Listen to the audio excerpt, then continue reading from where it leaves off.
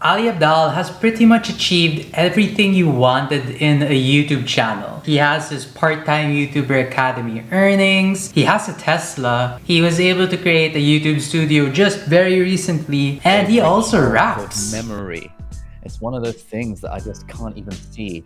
Okay, maybe not rapping. And with that success, a lot of people keep asking about how he got into that place. And you'll more often than not hear him say this. I genuinely think that if you just make one video a week and you do it for the next 2 years, then I can basically 100% guarantee that your life will completely change. Now,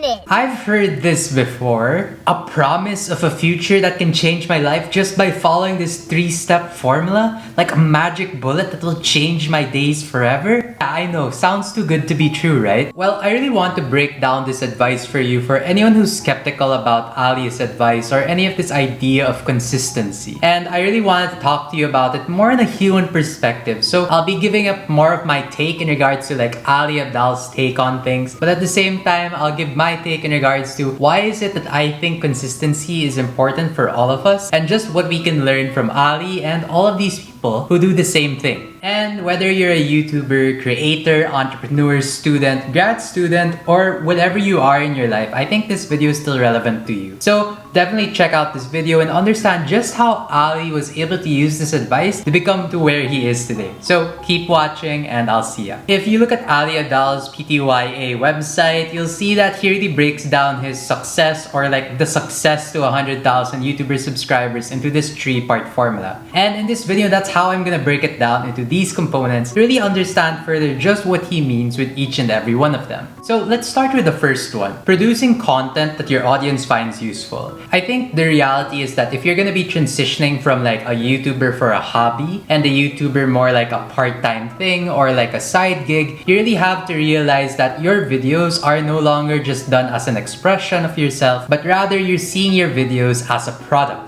And you are not the only YouTuber out there. See, the YouTube platform practically has endless videos for everyone to watch, and everyone is able to change the channel and change the video that they're watching. So if you're about to change the video, like I said, just keep watching. Trust me, there's still gonna be value for you at the end. And in relation to this principle, there's this book that I came across that nobody wants to read your and it's not in like this extreme level that you have to take it personally, but it's just that the reality is that nobody really wants to read, or in this case, watch your YouTube video. It's just that everyone is too busy with their own thing. Your videos have to have like a certain type of quality or a value that you're trying to look at or that they're trying to get at from you. So if you're not able to provide that quality, if you're not able to provide that value, it's like, why would the person spend their time to be able to watch your video if they can watch something more entertaining, more educational, or anything under the sun that you'd like to watch, like memes, I don't know, sports highlights, technology. What do people do in YouTube?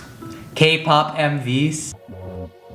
And I think rather than being demotivated by that reality, you can really take it as a challenge for yourself to really understand like, how can I meet people where they are? Because now that you're no longer thinking about just creating videos and shouting into the void, you're really thinking about what it is that matters for that person. What are the things that they care about? What are the things that you'd like to have a conversation with them on? And how is it that they can understand and get value from you in return with your videos? And as you continue to look at ways to meet people where they are, understanding their stories, understanding their backgrounds, and even their needs and what they care about, you can also learn from them and expand what you care about too. So I think it's really this idea that you're no longer shouting into the void. You're really having conversations with people and you're really trying to get to know them, and I think that's just a great idea. So continue to create products, continue to create videos that are useful for people, posting this on YouTube and doing it for at least 2 years. So I really think that these two components really boil down to the same idea that Tom Kelly and David Kelly of IDEO really talk about, which is building creative confidence. See, creative confidence is the natural ability to come up with new ideas and having the courage to really try them out. I mean, it's like thinking about this YouTube channel that I've made. I was really scared at first, thinking about all the things that I'd like to do and all these ideas, but I still get bogged down and scared about what it is that people will think. And with this goal of posting on YouTube once a week, your perfectionist tendencies really just have to like shut up. Because if you want to get this video out there once a week, you really have to realize that, you know, hey, you might as well keep going and keep learning. And you learn more as you make more rather than overthinking about like making this one thing perfect. And I think it's important to call out the reality that you're just gonna suck at the beginning, right? Like even these videos that I create, you're not really gonna be confident about it, but hey, you'll only get better if you keep moving. You need to build momentum, and building momentum requires you to churn things out.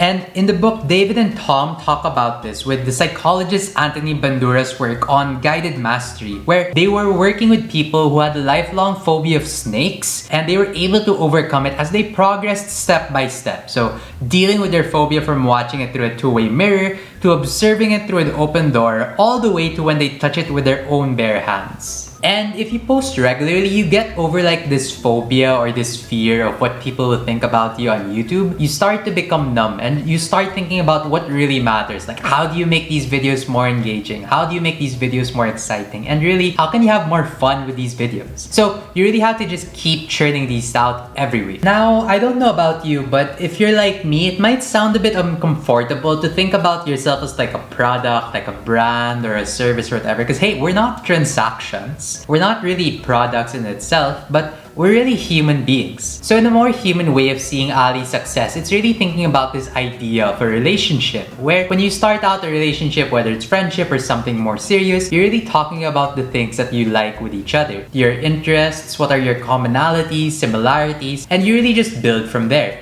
You don't really start out with like the niche, or you're really conscious about not talking about what they don't like the theory of change, which is a bit too specific. So people, you know, just gotta pause a bit for that. You just wait, it will happen. But really, in this relationship, you're trying to just get to know that person better, and you're really trying to express yourself better for them as well. And just like that with YouTube or any creative endeavor that you're trying to build a community or trying to get more people to see you or observe you or watch you, it really starts out that way. You really start out with creating more videos so people can get to know you more, what you value, what are the things you enjoy. So there are other people who might like your stuff, there are other people who might not like your stuff. But really what's important is that you keep posting on a regular basis so people don't really forget about you. Just like any relationship, you want to keep in touch and really just keep updated with what's going on your lives. So the next time you're thinking about creating a video or trying to post things online, hey, just really think about how can you meet people where they are, and don't pressure yourself too much. Eventually, there will be people who are interested in your content. There will be people who won't be interested in your content. That's life. And at the beginning, it's always gonna be a bit cringy. And hey, even as cringy as your stuff will be, there will always be a person or two who will enjoy it alongside you, watching you grow. So I hope you enjoyed this video. If ever you're still dealing with failure or the fear of failure, feel free to check out this video I've made recently on my failure. And it really talks about how I'm trying to deal with it, and honestly, how it kickstarted this video series in the first place. Don't forget to like and subscribe, reach out to your friends, tell them about this video, and hopefully they find value in it as well, and it will help me reach more people. So I hope to see you in the next one. Take care and see ya. Bye!